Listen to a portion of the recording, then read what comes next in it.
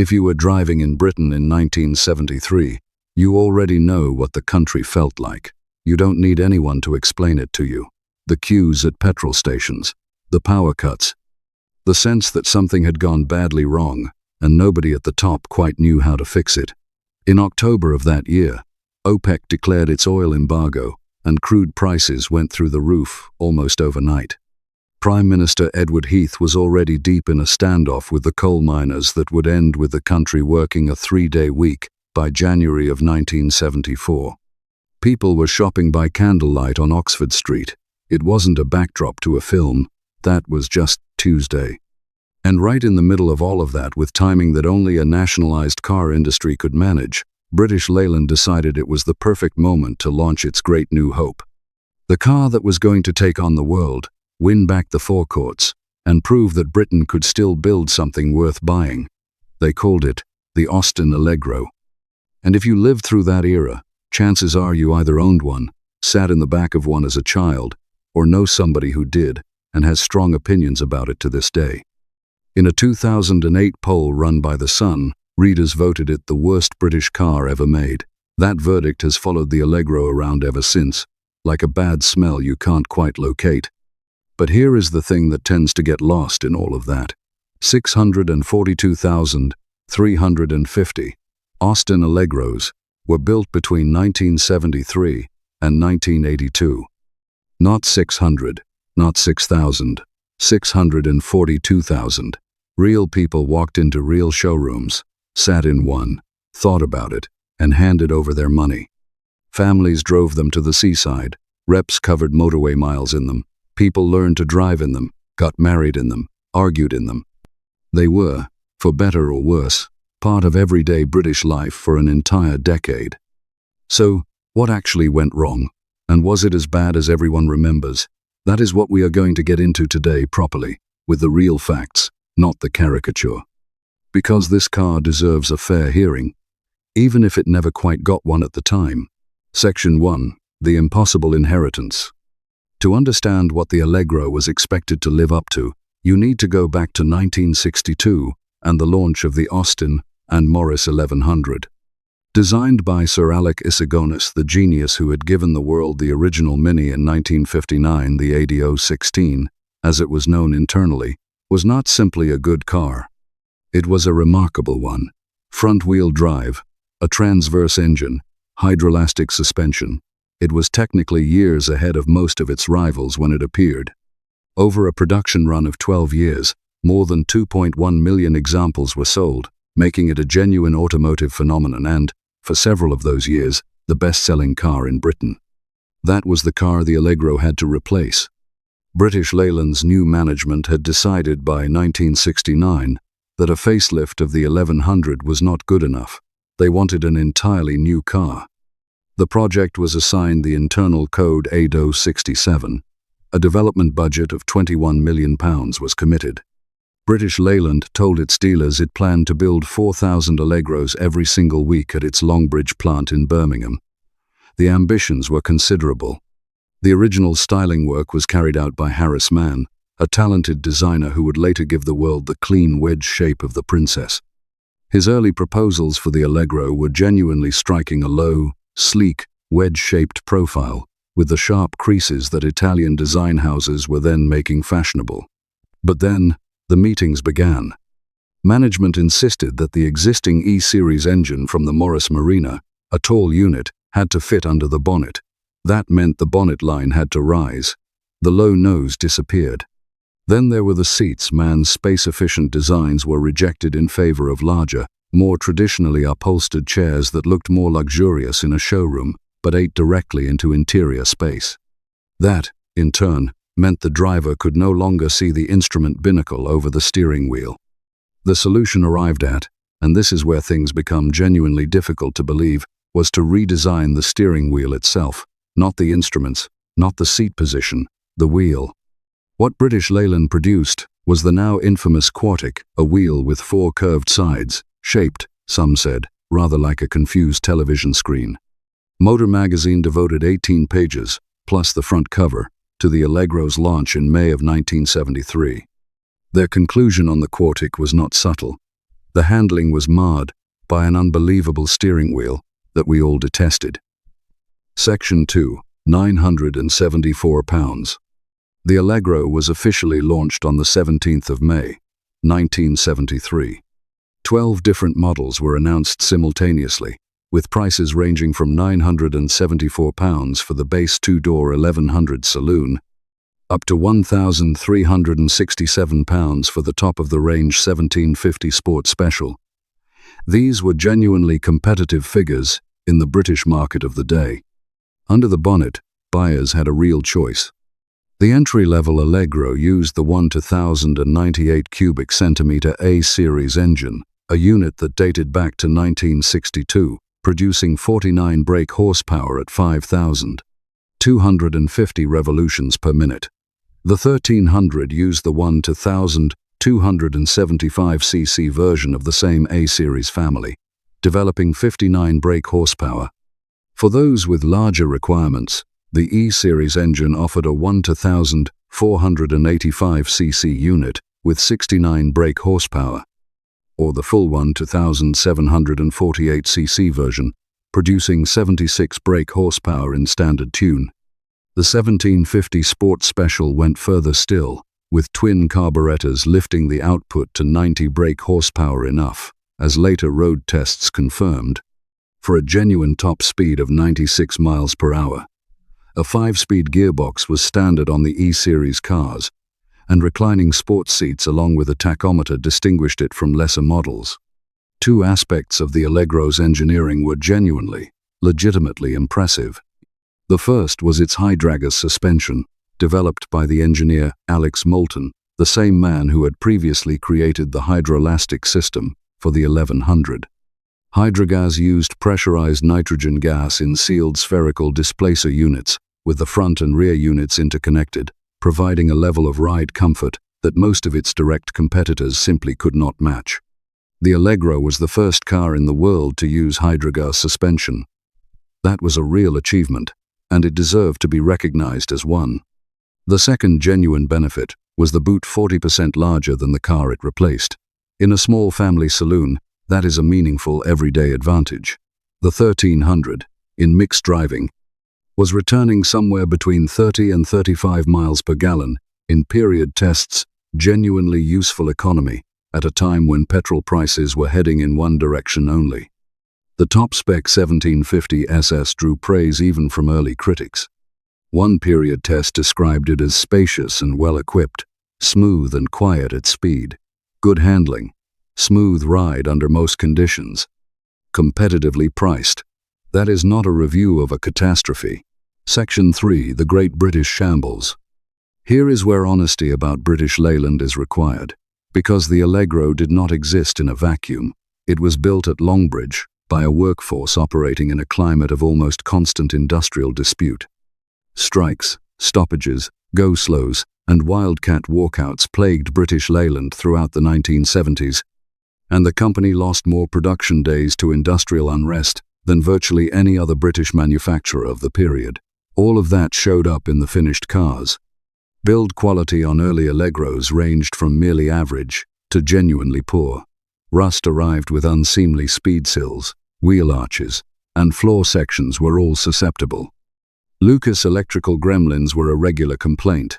The gear change on E-Series 5-speed cars drew consistent criticism from road testers. Rear seat access on 4-door models was awkward.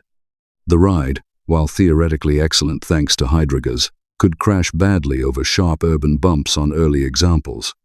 Then, there was the broader competitive landscape. While British Leyland was tying itself in management knots, Volkswagen had been quietly developing the Golf. When it appeared in 1974, it made the Allegro and most other small British cars look very ordinary indeed. The Renault 5 had arrived as early as 1972. The Allegro had no tailgate. That decision had been driven by British Leyland's determination that the Austin Maxi should retain the hatchback body as its unique selling point, which left the Allegro selling a conventional saloon shape in a market that was rapidly concluding that hatchbacks were the only sensible configuration for a family car. The Allegro also launched exclusively in Austin form. That single decision cut off a large body of loyal buyers, people who had always purchased Morris, MG, or Wolseley, and whose local franchise dealer simply could not offer them an Allegro. When the Vanden Plas 1500 variant finally appeared in September of 1974, reported in Autocar that month, it was received with genuine interest. Around 12,000 were eventually sold, with their leather seats and walnut veneer trim finding an appreciative audience. But by then the broader damage to the Allegro's reputation was already considerable and largely irreversible. Section 4. 2,350 reasons. And yet, and this is crucial, the Allegro sold. Throughout the decade of the 1970s, it drifted between 4th and 7th in the British annual sales charts.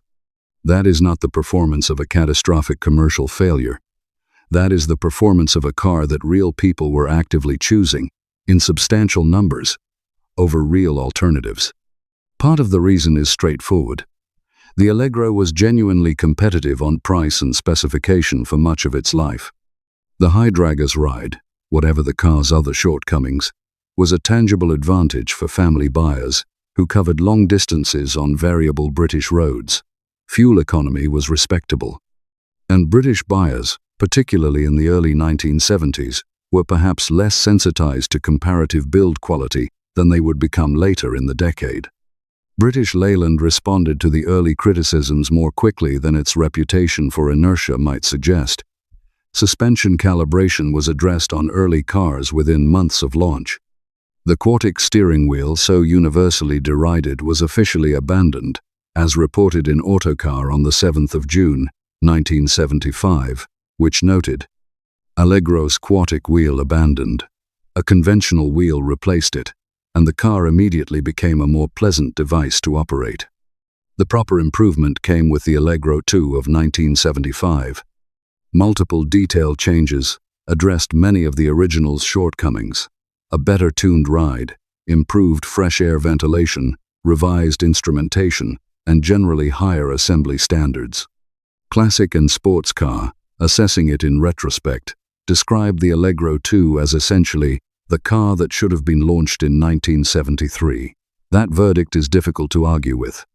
The 1750 Sport Special deserves a brief separate mention. Only around 2,000 were built in the first production year, a genuinely uncommon car, even in period. With 90 brake horsepower, a 5-speed gearbox, reclining seats, and a tachometer, it offered a credible performance package at a reasonable price. A top speed of 96 miles per hour from a small British family saloon in 1973 was not to be dismissed. Section 5. The Allegro 3 and the long goodbye. By 1979, British Leyland, nationalized since 1975, following its financial collapse, had, at considerable cost to the taxpayer, learned some hard lessons. The Allegro 3, launched that year, was a measurably better product than the car that had left Longbridge in May of 1973. Build quality had improved markedly. Reliability was more consistent. The ride remained well judged, and a restyled nose with a revised grille gave it a more coherent appearance than the slightly bewildered look of the original. Period road tests recorded genuine improvement. By most contemporary assessments, the Allegro 3 was a decently made, comfortable, and practically adequate small saloon. The problem was that in 1979, decently made was no longer anywhere near sufficient. The Golf was now thoroughly established. Ford's Escort range was formidably competitive. And for buyers who cared about long-term reliability, the Honda Civic was beginning to demonstrate what Japanese build quality actually felt like in everyday ownership. In October of 1980, British Leyland launched the Austin Metro. Built at an expanded Longbridge with the benefit of billions of pounds of government-backed investment, it was aimed precisely at the same buyer the Allegro had spent 7 years chasing. It had a modern 3-door hatchback body, a new subframe design, and critically, it was receiving broadly favorable reviews. Allegro production was accordingly reduced. Official Allegro production ended at the close of 1982. The Austin Maestro was formally launched on the 1st of March, 1983. However, there were sufficient unsold Allegro 3s in dealer stock to keep the car visible on forecourts well into 1983, which is why, in practice, the Allegro's public life ran from 1973 to 1983, a full decade. A brief note on one overseas chapter: British Leyland had, since the early years, been assembling Allegros at its Senef plant in Belgium, using kits shipped from the UK for continental European markets.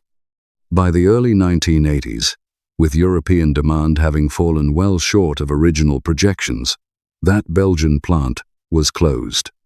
The Allegro's international ambitions, always modest in delivery, even when large in planning, had effectively already expired. Section 6, 36 cars and a question. In July of 2008, The Sun conducted a public poll. The Austin Allegro was voted the worst British car ever made. Jeremy Clarkson, in his television series Clarkson's Car Years, placed the Allegro alongside the Morris Marina for direct comparison. His conclusion, and bearing in mind the source, was that the Allegro was actually the better car of the two, because it was, as he put it, horrible in a more original way. 642,350 were built. By February of 2006, more than 1,000 were still registered with the Driver and Vehicle Licensing Agency, a better survival rate, as it happens, than the Morris Marina, most of which had long since been broken for parts. By February of 2016, the number still registered had fallen to 195. By 2023, according to DVLA records, just 36 Austin Allegros remained on the road in the United Kingdom. 36. Part of the reason for that attrition is more practical than sentimental. The A-Series engine fitted to the Allegro 1100 and 1300 was entirely interchangeable with those in the Mini and the MGB. Allegros were broken up by the 100 perfectly sound cars dismantled specifically to keep more glamorous siblings running. This is not, one suspects, how the Allegro would have chosen to be remembered. What do they sell for now? Tracking verified public auction and private sale data, the average value of an Austin Allegro, in average condition, stands at £3,136.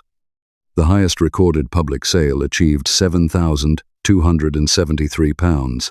The most modest example changed hands for £730. For context, at launch in 1973, the base Allegro cost £974. Adjusted for inflation, that figure represents well over £10,000 in today's money. A surviving example selling at auction for £3,000 is not a car that has held its value. It is a car that has barely been valued at all, which, given its story, is perhaps exactly what you would expect. So was the Austin Allegro the worst car ever made? Almost certainly not. Was it a missed opportunity of genuinely staggering proportions? Almost certainly yes. British Leyland had the bones of a reasonable package. Hydragas suspension that was ahead of its time, front-wheel drive, a broad engine range from entry-level to sporting, competitive pricing, and a meaningful improvement in luggage space over the car it replaced. The Allegro 3 of 1979 proved that with more disciplined management, better quality control, and considered development, the basic platform was capable of something genuinely usable. Most people who drove a late Allegro found it perfectly adequate, and a few found it rather more than that. But British Leyland in 1973 was a company attempting to do too many things at once, with insufficient funds. Against a backdrop of industrial turmoil that would have tested far better organized manufacturers, the Allegro arrived with a steering wheel that nobody in the press could defend, with body panels that rusted before their time, with a gear change on the E-Series cars that drew criticism from virtually every road tester who sat behind it, and it did all of this in the same year that Britain introduced the 3-day working week. It competed without a hatchback body in a market that was about to decide that hatchbacks were the only sensible configuration. It wore the British Leyland badge at precisely the moment that badge became a national shorthand for industrial failure. And still 642,350 people bought one, drove them home, used them every day. Some of those cars gave years of reliable service. 36 of them are still out there on British roads right now. History has been rough on the Allegro. Perhaps, at 50-plus years of distance, it deserves a slightly more measured verdict. If you owned an Allegro, or were driven around in the back of one as a child, I would love to hear your recollections in the comments below. Was yours dependable or difficult? Did you love the Hydragas ride or loathe the gear change, and the quartic wheel automotive curiosity, or the worst idea in the history of British motoring? If you found this story worthwhile, please do give it a like and consider subscribing. We try to tell these histories accurately, with the respect the subject and the audience both deserve. Thank you genuinely for your time and for watching.